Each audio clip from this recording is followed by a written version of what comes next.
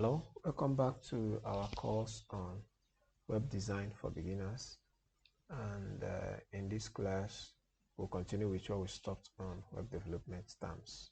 Just continue from where we stopped, let's look at registrar. All right, so a registrar is the company where you buy your domain name, all right, or where your domain name is registered. Okay, we have examples like Google Host, GoDaddy, Network Solutions, Hostingia, and the rest of them out there. All right, then SEO stands for search engine optimization.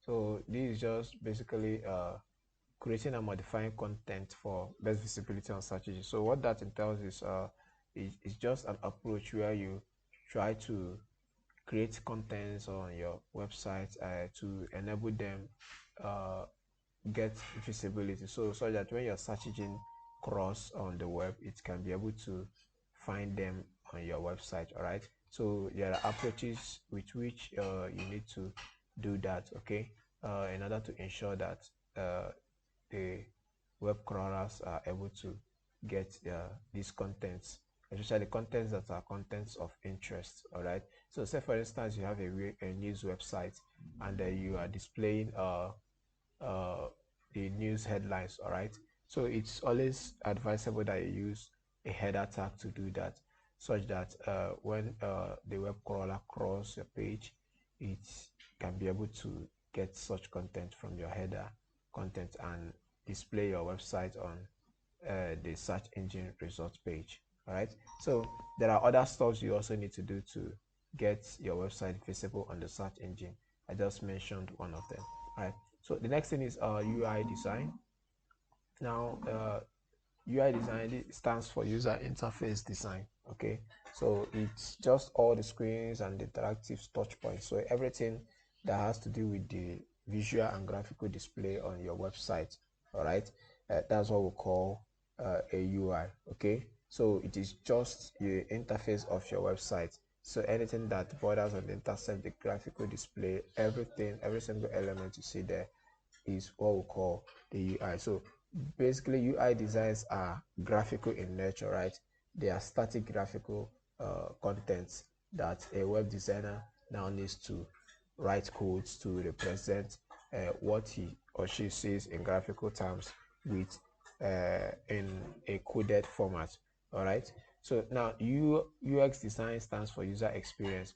So what we do in UX design is to get the designs we have on what we've already done in our UI and try to add life to it. So we kind of simulate what we have on the UI design. It is not yet code, but we simulate it in a way that it depicts what a user experience could look like.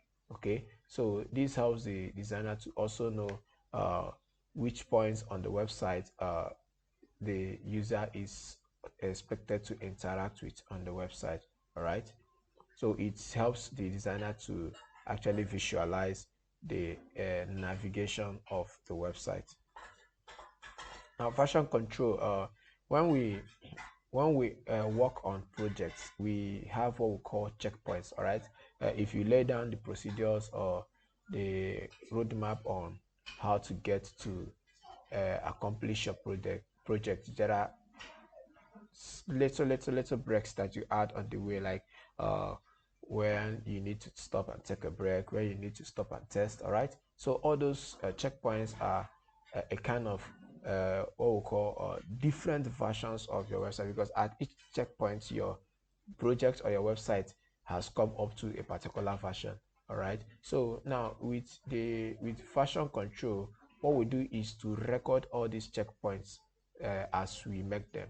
All right, such that in future we can be able to go back to these checkpoints and see what we've done there, and maybe if we don't like what we have in the future, we want to revert to the old nature of what we were doing, we can easily move back there, since we already took tracks of these versions that we have been coming up with in the past. All right, so now web apps are actually the website that you see. Okay, they are not native to your device. Okay, the operating system, they are not native to the device you are using. All right, So, and they are not actually built for a particular operating system, unlike the standalone applications that you see that are native, all right, to the operating system, all right, or to the device you are working with. Web apps are not that way. So they all you need to have in order to run a web app is a browser. Once you have a browser, irrespective of the OS you are using, you can run a web app on it. So you don't need to install a website, neither do you need to download them in order to use them. All you just need to do is to type out the address on a web browser, ensure you have an internet connection, and you will be able to access the file. All right. Now, wireframing or wireframe are just a blueprint of your website. Okay, just a bare bone blueprint of your website. So it shows the contents of the website or how it should be arranged. All right, so it's more like a skeletal graphical display of what the interface of your website should look like. So that it doesn't contain much details, just giving you the layout of how this your website is expected to look like. All right. www, as we've seen, stands for World Wide Web. Okay, and this is what we use to communicate between web clients and the servers. All right, so it's more like uh, uh, it's more like the communication link, or should you say the house, okay, or the container that houses everything that moves over the internet. All right, so with the help of the World Wide Web, users are able to communicate with different files on web servers, on different web servers actually. Okay, so with time, as you proceed with web development, you come across what we come to know as what you see is what you get, the WYSIWYG.